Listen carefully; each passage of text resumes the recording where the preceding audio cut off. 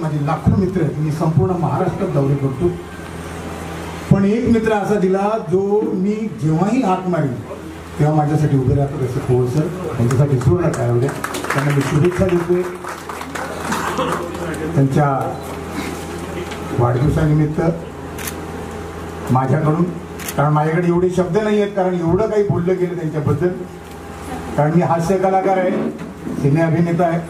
माझं काम फक्त लोकांना हसवणे आणि जे बोलायचं ते मी मनातून, मनातल्या भावना मनापर्यंत पोहोचवण्याचा प्रयत्न करत असतो आणि ज्यांची मनं दुखतात त्यांना हसवण्याचा प्रयत्न करत असतो. कारण असं म्हणतात की सूर्य कोणाला झाकत नाही, डोंगर कोणाला वाकत नाही.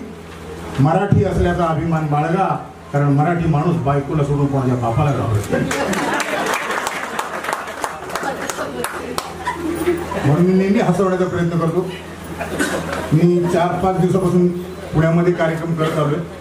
पुण्याच्या निगडीमध्ये, चिंचवडमध्ये सलग कार्यक्रम चालू आहेत आणि 5 दिवसापासून शूटिंग चालली आहे आणि झोप झाली नाही. अचानक सरांनी मेसेज पाठवला की यायचे, म्हणून आलो. मला बरं वाटतं.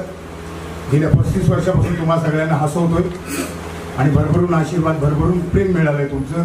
कारण असं म्हणतात की जो स्वतः हसतो त्याच्यासाठी लोक प्रार्थना करतात, जो स्वतः हसतो त्याच्यासाठी लोक प्रार्थना करतात आणि जो लोकांना हसवतो त्याच्यासाठी परमेश्वर प्रार्थना करतो.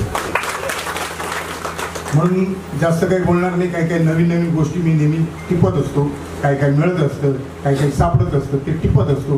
गेल्या 35 वर्षापासून हाच माझा धंदा आहे.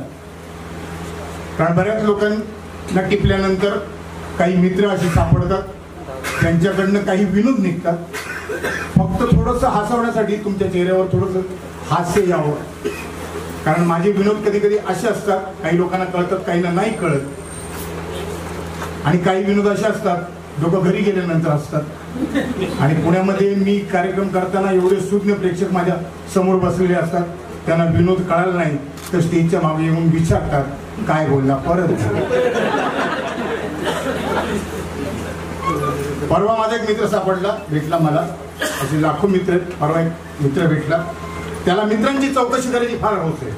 कुठला मित्र काय करतो, कुठल्या मित्राने काय घेतलं, कुठल्या मित्राकडे काय येणार आहे, त्याला सगळं माहिती आहे. त्याला मी सहज विचारलं की अरे